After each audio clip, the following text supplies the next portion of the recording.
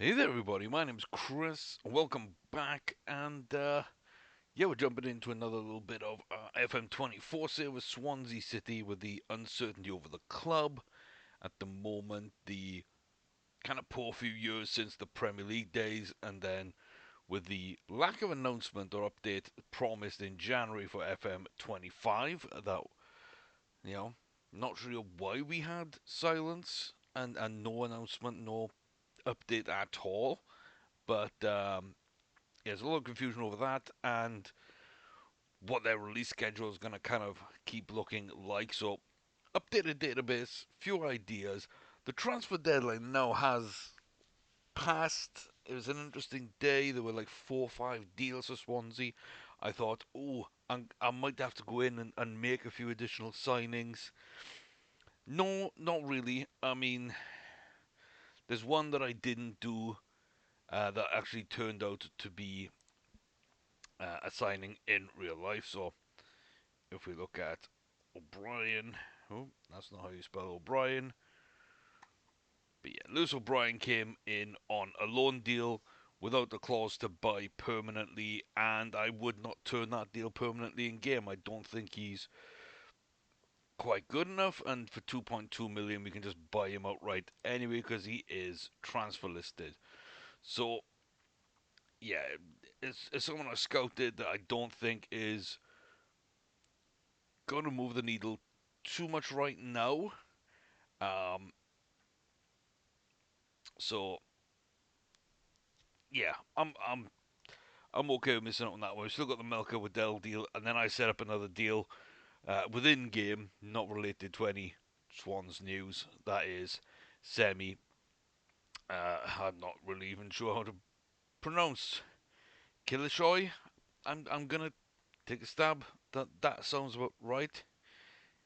So yeah, he's a good young striker who we got in on loan. I think we paid about half a million for the loan deal, and that will be made permanent. So we're gonna take a look at him in a second. Anyway, young 18-year-old striker from Besiktas, already training well, already playing well, already scoring a few goals. So I'm okay with that. I'm okay with that. So yeah, we got those two deals coming in. That's it. If we look at the transfer history, there's a lot of players here, but nothing really super crazy. I'm gonna go over all of those in turn. I want to start with the outs first, which are a couple of loan deals and this and that.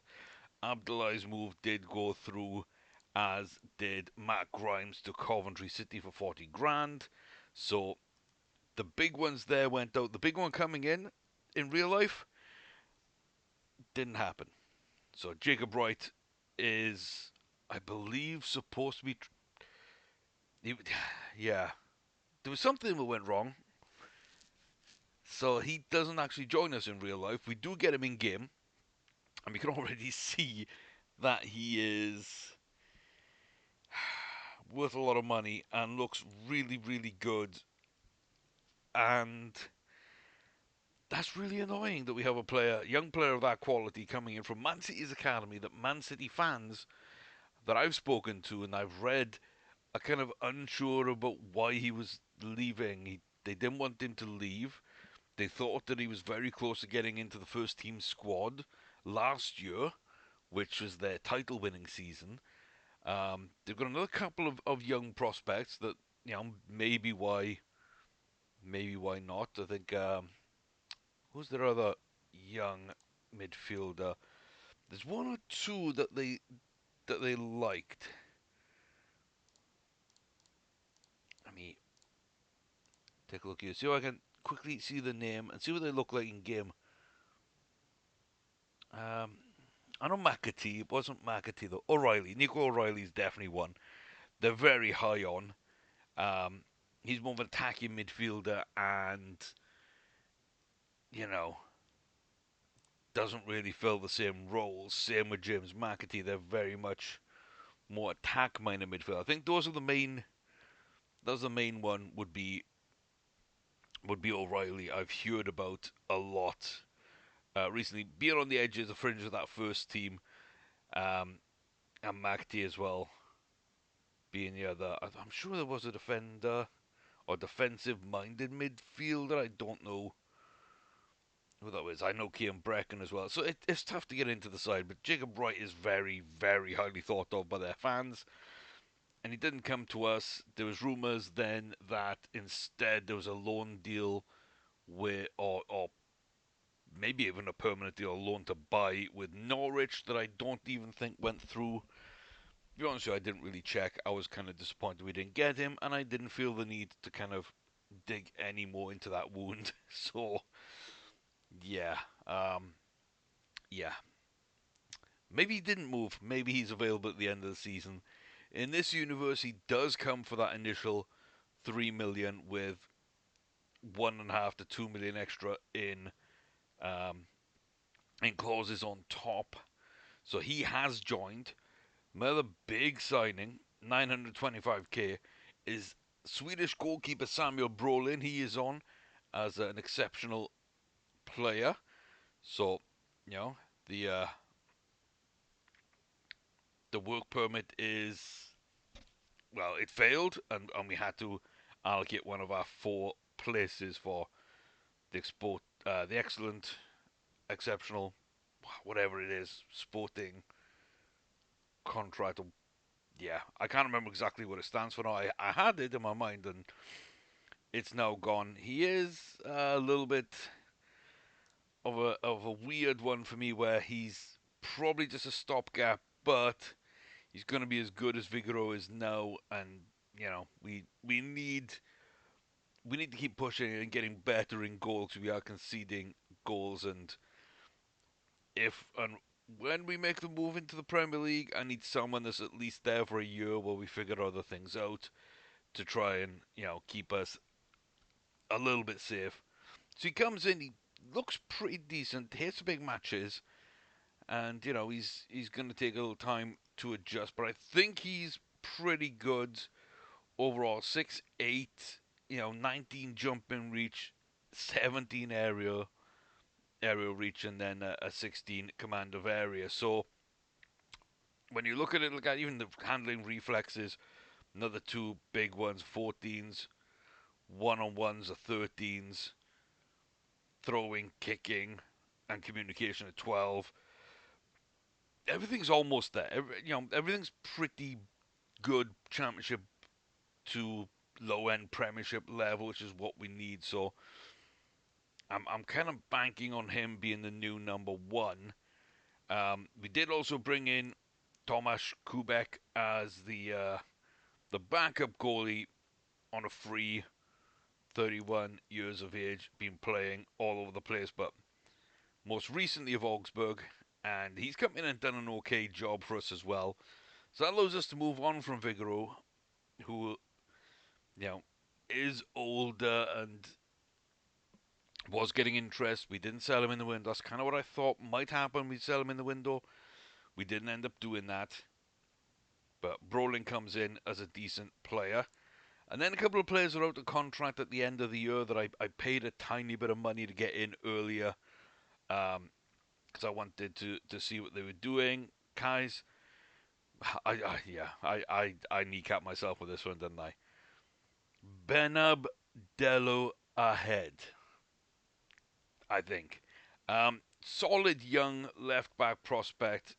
On a free, ended up paying the 36.5 to bring him in, then loaned him out into Portugal because he wasn't getting any games at all at loan, so I wanted to get him some game time, and he's doing okay out there, to be honest with our new loan club Belenenses. So Benny, as I'm probably going to call him, um, just a solid backup player. Doesn't seem to be highly rated at all, which is a shame. Jonathan Pep's ahead of youth, and he is pretty good at these kind of judgments. So he thinks that this is going to be, nothing more than a backup, really 3 stars. So slightly better than a Christian Pedersen. Um, Slightly better than a Josh Keane at the level of a Josh Timon right now, but below their potentials. So that's fair. That's kind of what I'm looking for. Cyrus Christie and Pedersen will get jumped in this queue, and Timon and then Benny will probably be the number 2 left back. So I'm okay with that, a small amount of fee. And then Darwin Palacio, another guy, failed his work permit. Um, we allocated that ESC place, and he is wanted for loan right now. He's a little bit weak in the mentals, but he's got some good technicals, and he's got really nice physicals. He's only 5'5", so he's a small and will end up being a speedy striker, jumping reach at 2, but a heading of 12. So he could be effective, but not really through the air. So all of his headers are going to be like diving headers or low headers of some description. But I like him. Comes in from Colombia, decent sort of producer of talent lately. Medellin, independent, a very solid team. One of two or three of the big sort of Colombian teams that are producing talent right now. So again, we had to pay a little bit for him to get him in early, but I figured he can come in and train with us and learn, and then get a loan deal to get first team football. I was going to loan him back out there, but he's not playing a ton, and he wasn't doing well there, so I decided not to. But 155 grand, you add on this less than 200 grand, really, to bring in two players early. I think that was the right thing to do. We weren't hurting for money with the Matt Grimes and Abdullahi money coming in either. We're almost doubled our transfers in and out there, so that's pretty good. And we got a loan deal. Someone that was rumored to be with us, I decided to throw in um, a loan for and just see. And I'm okay with this. Like, we're not paying anything at all, apart from his wages. So I'm okay with that. So Sam Amayao, can't remember where he went. I think he went abroad, to be honest with you. I think he might have ended up abroad, but a couple of little games, you know, here, 7.2 in the Premier League with an assist off the bench. I figured he might be a useful rotation player. We're getting some injuries as well. That is something to note, that up front we had a few bad games with our strikers. Out wide, a few big injuries as well there, and some discipline issues at the back. So we're losing players, or players dropping out of form quite a lot. So I did kind of panic a little bit and think, well, we're kind of thin. Like, we've got a decent number of players. We're kind of thin in certain areas where I can't change too much. Semi comes in, like I say, Killershoy. Um, just good player, solid. You know, does everything I kind of want from a striker to an okay level. A little bit low on decisions. That might be the one thing. And he's, again, not great in the air, not that tall. But he could cover out wide. He plays up front. He's only 18. He will be joining for 3.5 million. Um, and we paid like 500 grand, or a little bit less than, I think, to bring him in for the loan. And in the meantime, we're only paying his wage. So yeah, all in all, not too bad. Um, and again, I'm just happy where he is. So he had a handful of games in Turkey, but he's come into us. Player of the match awards, an assist, 7 goals, 9 games, just phenomenal. 9 and 11. He's got 2 and 2 in the cups as well. He's off and running. He's still learning English, I believe. I don't think yeah, he's basically trying to learn English. He's been here now almost 2 months, and he's learning. He's learning. He already likes me, which is really interesting and really actually nice. I had no idea that they actually like me there. And Sergio Aguero is his idol. 5'10", little bit of pace about him. Never going to be a threat in the air, but technically sound with a bit of physicality for his small frame. I can see that. I really can see that. Um, so yeah, I love looking at these. I don't show these enough, but I love looking through these screens. Nationality eligibility, and then the work permit. He's got an active work permit uh, until basically the end of the season. Good chance for a renewal, and kind of breaks down some stuff there. So yeah, I'm happy about him. He'll probably break into the full Turkish team as well. Like I say, 4 million on him, 4 million on Jacob Wright. Um, a lot of money for Swansea, but we are talking about bringing in players for these amounts of monies in real life. So I don't think it's super unrealistic, but that's kind of the main ins, and we were just lacking extra people really. So once the Chojon and Taimon deals came in, I needed another striker. I needed another wing player. Kamal Roof's available for 7 grand a week. Why not? He's going to be a body on the bench. He's not going to be fit a lot. He's going to have issues, but especially when the goals started drying up front as well. You know, I needed someone. So he came in. He's done okay. We've looked at Kubek, sorry. Tom Clayton, just solid all-round defensive prospect. Not amazing, but again, he was free, and we've thrown him out on loan to Rotherham. So pretty much, I mean, are we paying? Yeah, we're paying some of his wage, but they're basically paying 1.7k a month, so they're more than covering his wage right now, and he's getting first team football, a lot of starts in the league below us, and he's only young. He's pretty decent. He is injury prone as well, but again, could turn into a little backup for us, or someone that we could sell for, I don't know, next year maybe 500,000 to 1 million.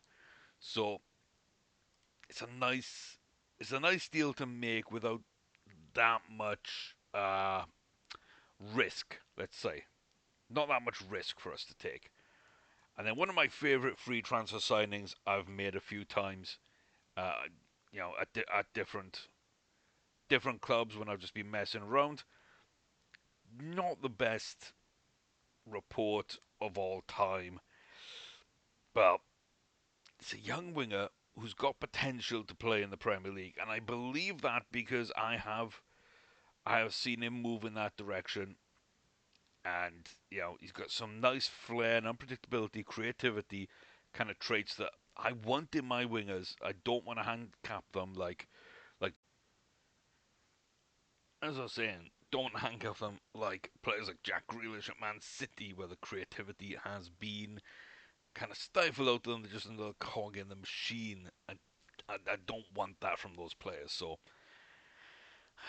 that to be said, if we look up at this area, you might see a slight change from when I was talking about this the first time and now, because I'm not sure why, but OBS decided to stop the recording, and it's annoying because I just played the second derby against Cardiff, and what a game you missed. Not really. It was terrible. Both teams kind of sucked. Defense kind of played well in place with one winger playing well. Rest of the team not doing well. Their defense and one winger played really well, and they just played slightly better than us. They dominated. We give away way too many fouls, and my front three was playing badly at around 75 minutes.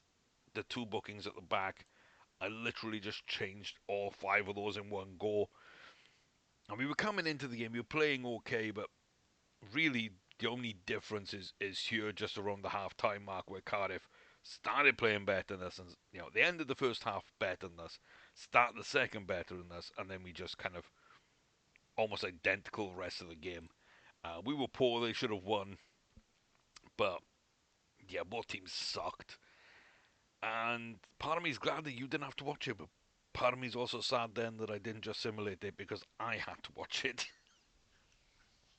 I think there was like 2 highlights for us and like 5 for Cardiff. Of those, one of our chances was okay, um,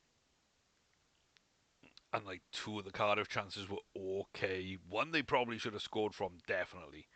Um, a solid save by Brolin, but yeah, 2 other ones they had pretty decent chances that they just oh, like if you double the size of the net, they wouldn't have scored. And on our second highlight, the same. We had a free kick which probably went an inch over the bar from from Cullen in the second half, just before the subs, um, from here on the box, and he just curled it to the far post and just, I think it would have gone, it was a couple of inches low, it would have gone in the top corner, so it was just enough inside, but just over that it didn't really worry um, worry them at all. And Siopsis had a great run where he was actually the front man on a counter attack, and he was through in the middle goal, and he ended up putting it out here somewhere, which. Yeah, I was really glad at. They had a corner that they headed over, and then they had something else that was like a half decent chance as well. The Siopsis one was the one to win it. If it falls to a defensive midfielder, I'm pretty happy in general with that. But yeah, not the best result. Didn't really move the needle. I think if we look at the table after it, I think Middlesbrough actually did win. They leapfrog West Brom, and that was the only team in the top 4 or 5. So we're so far clear. We got like 3 games, 3 wins, I believe, away from securing automatic promotion. Probably another point or somewhere around there would get us into the playoffs. 3 wins gets us automatic, and I think it was 6 wins gets us the title, I believe. Right, because we're 16 points clear, so 15 points we can afford to drop. That's 5 losses. Takes us to 40 and the other 6 for the 46 game season, so 6 wins nets us the title. We've done well. We're doing good. Um, Melka comes in, but we still. I mean, we did finish off the video. I just recorded, and I sort of didn't record. I hope this is recording. No, I'm going to be upset if not. But yeah, we basically looked at our reserves and realized we had 4 players in here. We had Vigoro, we had Christie, we had Alfie, the 14-year-old midfielder, and we had that new Colombian striker as well, Darwin Palacio. So they've all got called up. They've all got called up. I'm looking at it, and Semi will come in on a permanent. Sam goes out. Hannes goes out. But if I got to run this squad in the Premier League next season, because that's more and more look, not only likely but almost guaranteed to be happening, then I think with this squad, minus Cyrus Christie, um, and like I said, the 2 lone players going, I think we can survive. I think we can.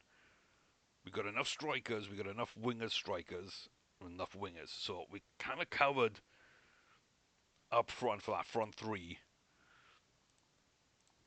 And then we got 5 players in the middle of the park, one of which is a kid. We got 4 players in the middle of the park.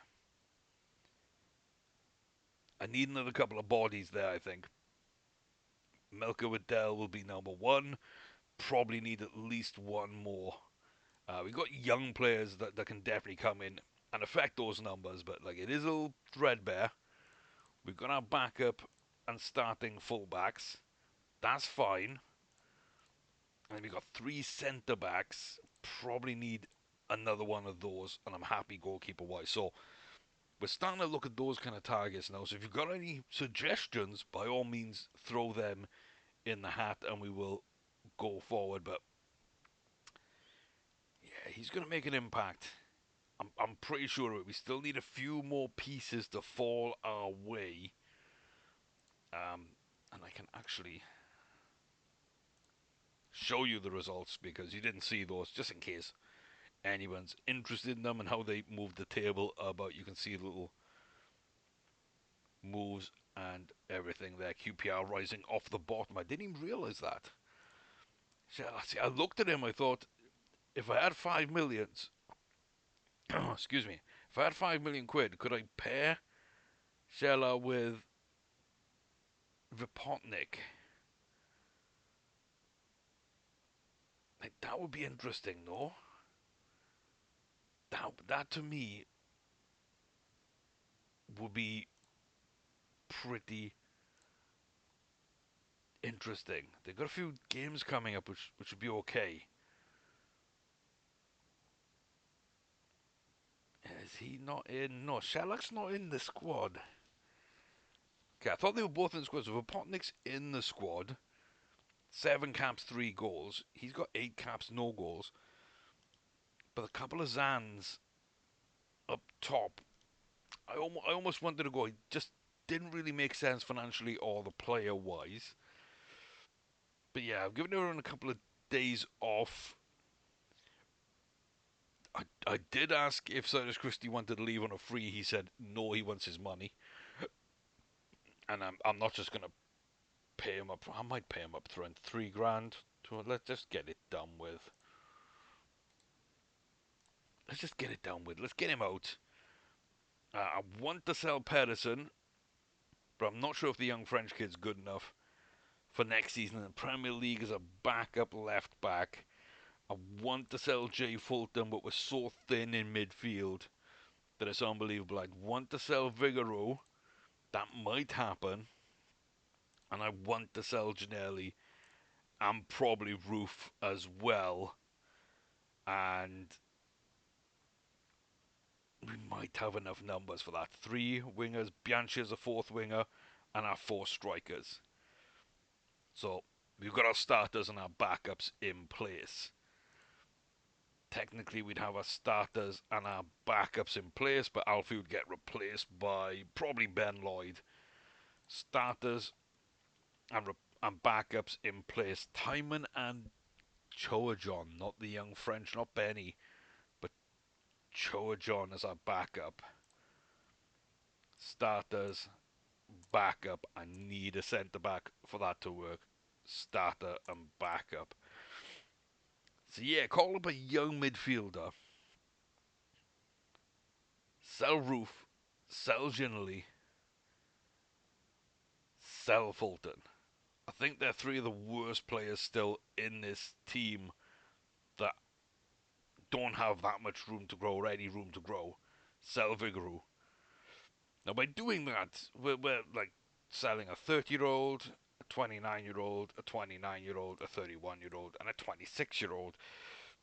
And yeah, everybody else is 24 or younger. Delquar won't be here, he's 25. Sam won't be here, even though he's young. The only player we'll have as under 25 is Thomas Kubek if we did that. And I'm not against it. I'm really not against it. Andy Fisher would be there as well. But I would sell him. Yates is 27. I want to sell him.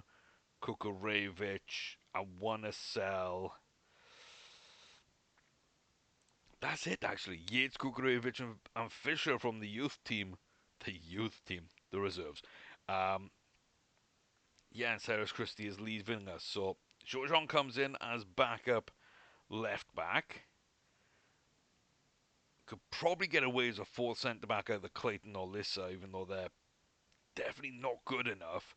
Watts is a 3rd goalie.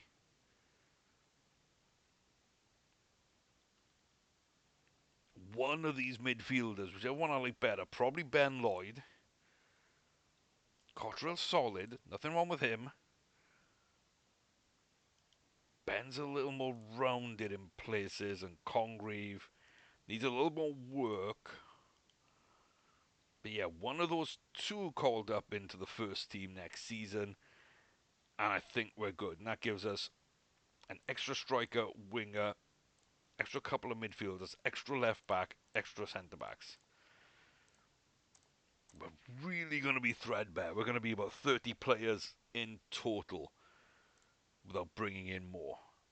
So, yeah, the more help, the more comments about how I should do that, where I should attack this list, how much money should I really be going after Jonathan Asbjörnsson, for example, who could be a phenomenal signing. Could really could cost 6 million, but could be so phenomenal. Do I go for like a Jaden Slory, who again could be fantastic? A little bit inconsistent, don't love that, but just could be a big, big player at the club. Do I go for Jean Melberg and battle Bayern Munich and Man United for this young man. Possibly, like, maybe just roll the dice, 4 million max there. I mean, it's tempting, no? It's tempting. Get a striker like Barry for just under 4 million, 6'5", good in the air, something we don't have. Young, potential as well. Can really kind of make that work. We get a bid in on Vipotnik. We get a bid in on Liam Cullen for like 4 to 10 million for the either of them. We can like make that money. Um, like, let me know what you guys would think about doing this. I got a lot of information in my head, and I'm already planning for next season to a certain degree as well. Um, I don't know. I need midfielders, and Charlie Patino is sitting here at 2.1.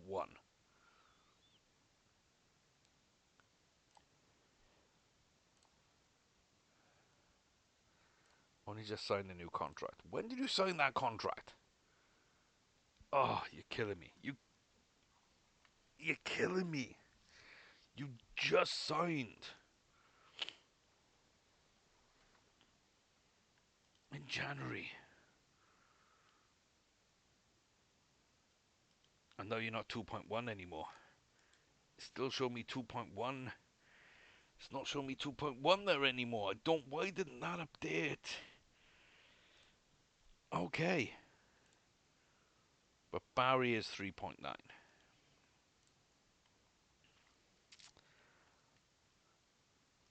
Well, let me know. Comment, like, subscribe for the algorithm. Yeah.